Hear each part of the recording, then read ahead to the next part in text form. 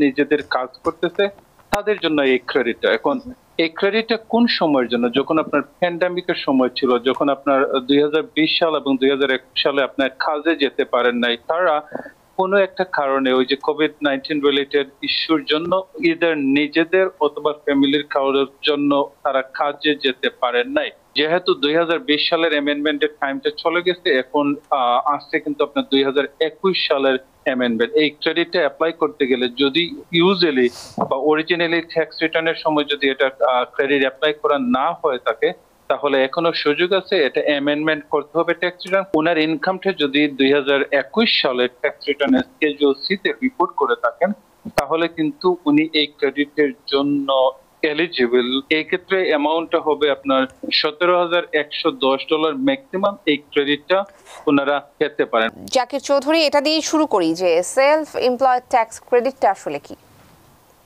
জি, ধন্যবাদ আপনাকে one more time, এবং ধন্যবাদ সকল টিভিএন 24 দর্শকদেরকে যারা এই মুহূর্তে টিভি সেটের সামনে বসে আমাদের এই প্রোগ্রামটা দেখতেছেন অথবা পরবর্তীতে যে সোশ্যাল মিডিয়াতে দেখবেন।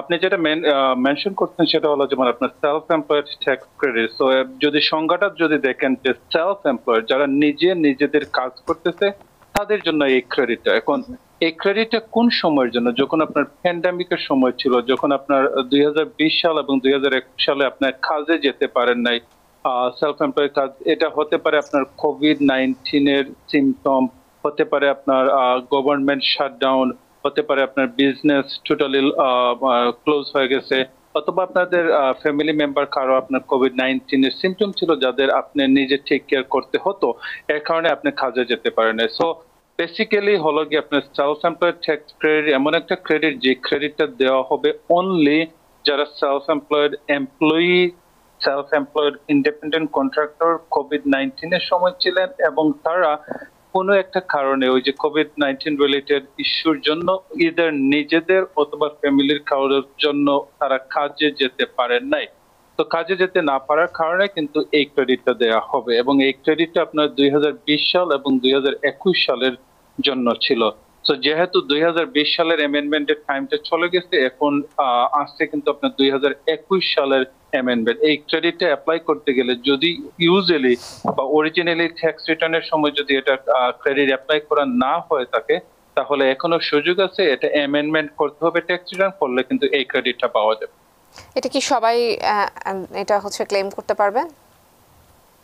এটা ক্লেম করতে গেলে উনাকে সেলফ এমপ্লয়েড হতে হবে, ওনার ইনকামটা রিপোর্ট করতে হবে স্কেডিউল সি তে, উনি সেলফ এমপ্লয়েড ট্যাক্সটা দিয়ে থাকতে হবে। তো হোয়াট ডু আই মিন, আমি সেলফ এমপ্লয়েড বলতে কি বোঝাতে চাচ্ছি? তো সেলফ এমপ্লয়েড বলতে সে ফর এক্সাম্পল একজন বাসায় বসে অনলাইনে কাপড় বিক্রি করতেছেন, তো উনি নিজের কাজ নিজে করতেছেন।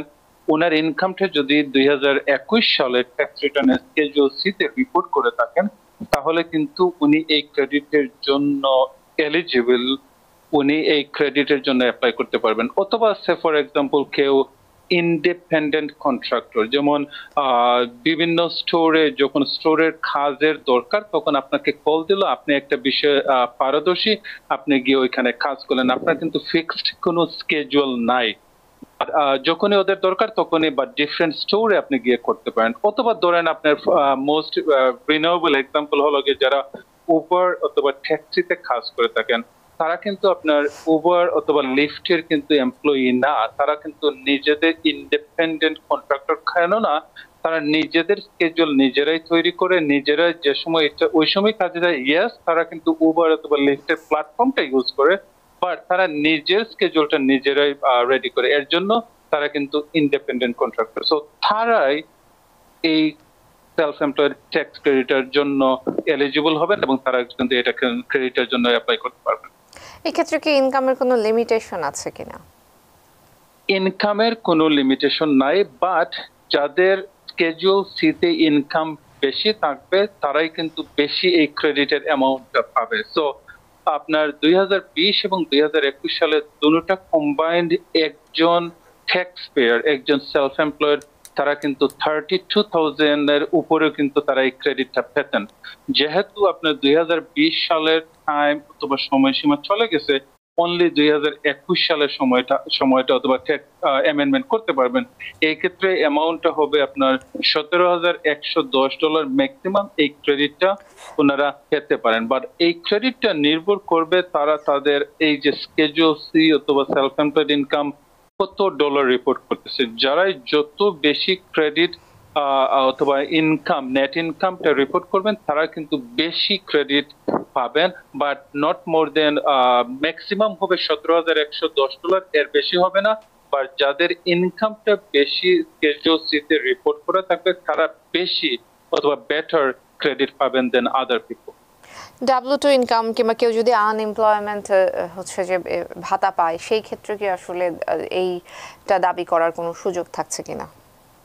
That's a great question. So W2 যখনই এমপ্লয়ি কেউ থাকবে, উনি কিন্তু ইন্ডিপেন্ডেন্ট কন্ট্রাক্টর না, রাইট? সো এটা কিন্তু ওনার পাওয়ার যোগ্যতা হওয়ার কথা না। হাউএভার, আমরা জানি যে আমরা নিউ ইয়র্ক লাইক এক্সপেন্সিভ শহর, অনেকে একটা জব দিয়ে সার্ভাইভ করতে পারে না, তাদের একটা সাইড বিজনেস থাকা লাগে। হতে পারে উনি W2 তে কাজ করতেছেন, তারপরে ওনার সেলফ এমপ্লয়েড বিজনেস আছে।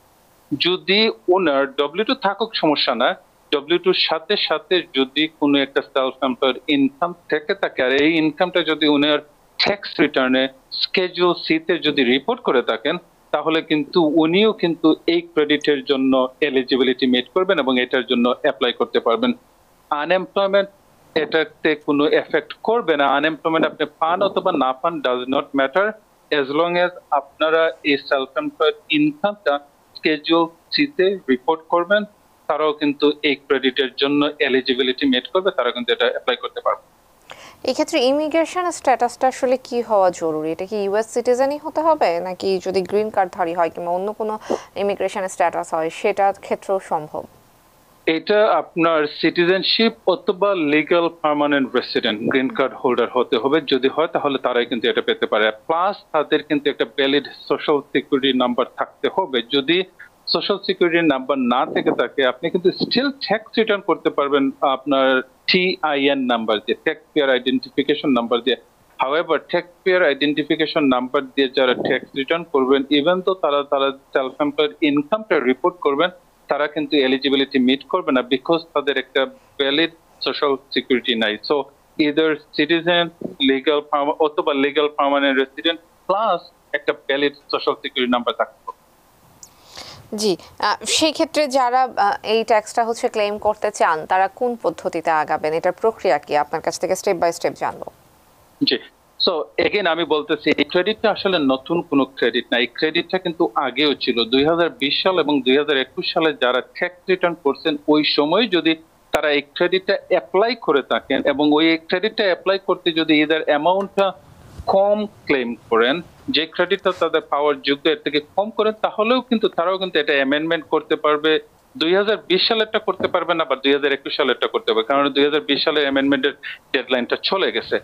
আবার কেউ যদি 2021 সালে এই ক্রেডিটটা যদি অ্যাপ্লাই না করে থাকেন, ইভেন লাইক মনে করেন কমপ্লিটলি মিস করছেন এই ক্রেডিটটা অ্যাপ্লাই করতে ওনাদের ট্যাক্স রিটার্নে, তাদের ক্ষেত্রে হবে যেমন যে ট্যাক্স রিটার্নটা আছে ওটাকে অ্যামেন্ডমেন্ট করতে হবে। সো অ্যামেন্ডমেন্ট হলো যেমন কোনো একটা কারেকশন করা, কোনো একটা কারেকশন তখনই করবেন ইদার হয়তো বা কোনো একটা W2 অথবা ইনকাম 1099 মিসিং অথবা কোনো ধরনের একটা সুবিধা, যেমন ক্রেডিট আপনি আগে অরিজিনালি ক্লেম করেন নাই, এখন ক্লেম করতে চাচ্ছেন। সো এক্সাম্পল টু দিস হবে যেমন SETC, self employed tax credit, একটা ক্রেডিট যে ক্রেডিটটা 2021 সালে ট্যাক্স রিটার্নে ক্লেম করা হয় না, ইভেন দো আপনি এলিজিবিলিটি মিট করে থাকেন, তারা যদি এখন করতে চান তাহলে তাদের ওই অরিজিনাল ট্যাক্স রিটার্নটাকে অ্যামেন্ডমেন্ট করতে হবে। অ্যামেন্ডমেন্ট করলে কিন্তু তারা এই ক্রেডিটটা ব্যাক পাবেন। জি, এই ক্ষেত্রে আসলে কি ধরনের ডকুমেন্টস হচ্ছে কালেকশনে রাখা উচিত কিংবা ট্যাক্স ফাইল করার সময় জমা দেওয়া উচিত, সেই বিষয় সম্পর্কে একটু বিস্তারিত শুনবো। যেহেতু এই ক্রেডিটটা তাদেরকে দেওয়া হবে যারা ওই সময় 2021 সালে ইদার COVID-19 নিজে অসুস্থ ছিলেন, অথবা ফ্যামিলির কেউ অসুস্থ ছিলেন, অথবা ফ্যামিলির কাউকে টেক কেয়ার করা লাগছে, ইভেন স্কুল বন্ধ হয়ে গেছে, এক্সেট্রা এক্সেট্রা।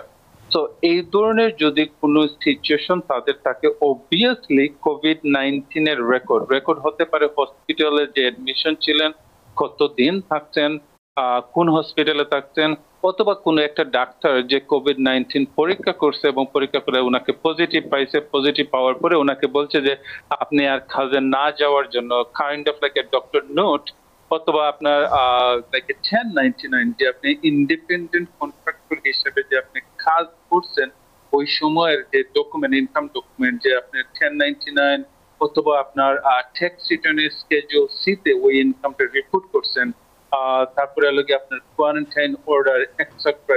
সো আপনার অরিজিনাল ট্যাক্স রিটার্ন লাগবে, যে অরিজিনাল ট্যাক্স রিটার্নে যে প্রুফ থাকবে যে আপনি সেলফ এমপ্লয়েড ইনকাম রিপোর্ট করছেন। নাম্বার 2, কোভিড-19 যদি আপনি নিজের যদি অসুস্থ হয়ে থাকেন তাহলে ওটার প্রুফ হতে পারে, ডক্টরের নোট হতে পারে, আপনার যে হসপিটালে আপনি অ্যাডমিশন হয়েছেন ওইটা, অথবা যদি আপনার ফ্যামিলি মেম্বার কেউ যদি অসুস্থ হয়ে থাকেন ওই সময় যার কারণে আপনি কাজে যেতে পারেন নাই, তাদের মনে করেন আপনার কোভিড-19 এর প্রুফ অথবা সাপোর্ট, ডক্টর নোট হতে পারে, আপনার হসপিটালের এক্সেট্রা হতে পারে। So those are the information আপনার দরকার হবে যখন আপনি অ্যামেন্ডমেন্ট করবেন। এবং কিপ ইন মাইন্ড যে যেমন আইআরএস কিন্তু এটা ভেরিফাই করতে পারে, যেমন এটা যেহেতু একটা গুড অ্যামাউন্ট অফ মানি, সবাই কিন্তু এটা সুযোগ সুবিধা নিতে চাচ্ছেন এবং নিচ্ছেনও, যার কারণে আমরা রিসেন্টলি অনেকটা দেখতেছি যেমন আপনার অনলাইনে বিভিন্ন ধরনের স্ক্যাম, তারপরে আপনার অ্যাডভার্টাইজিং এটা যাচ্ছে ওটা যাচ্ছে। বাট আইআরএস ও সবসময় বলতেছে যে যেমন আপনি যদি এলিজিবল হন, আপনি ফলস অ্যাডভার্টাইজিং এর ট্র্যাপে না পড়ে আপনি যদি এলিজিবিলিটি হন তাহলে একজন প্রফেশনালের কাছে গিয়ে আপনি এটা ক্লেম করেন। যদি এলিজিবল মিট না করেন তাহলে ফলস অ্যাডভার্টাইজিং এর ট্র্যাপে না পড়ে, কারণ ফলস অ্যাডভার্টাইজমেন্টের ট্র্যাপে যখন আপনি পড়বেন তখন তারা কিন্তু আপনার ইনফরমেশনটা নিয়ে যাচ্ছে। ইনফরমেশন কি? আপনার name, date of birth, social security number, আপনার অ্যাড্রেস, আপনার bank account number, routing number, etcetera. যখনই এই ইনফরমেশন কি ইনফরমেশনটা আপনার থার্ড পার্টি কার কাছে চলে যায়, মানে দে ক্যান ডু আ লট। আপনার দে ক্যান ওপেন, তারা কিন্তু আপনার নামে ক্রেডিট কার্ড ওপেন করতে পারে, তারা কিন্তু কিছু শপিং করতে পারে যেটার বিল কিন্তু পরবর্তীতে আপনার কাছে চলে আসতে পারে। সো আইআরএস এটা ওয়ার্ন করতেছে যেমন ফলস অ্যাডভার্টাইজিং এর ট্র্যাপে না পড়ে অ্যাপ্লাই অনলি তখনই আপনি অ্যাপ্লাই করেন যদি আপনি এলিজিবিলিটি মিট করেন, এবং এলিজিবিলিটি মিট করেন আপনি যদি নিজে অ্যাপ্লাই করতে পারেন ওয়ান্ডারফুল, নিজে যদি অ্যাপ্লাই করতে না পারেন তাহলে একজন প্রফেশনালের কাছে গিয়ে এই ক্রেডিটে অ্যাপ্লাই করার জন্য। Because people sneeze. Because not everyone washes their hands. Because kids touch a lot of things. Set a date to get your COVID shot and RSV if eligible. Because if you're wondering, should I get my COVID shot? Think about other people. Learn more at nj.gov/health/vaccines. New York থেকে সম্প্রচারিত TVN 24 television বিশ্বজুড়ে বাঙালির কণ্ঠস্বর।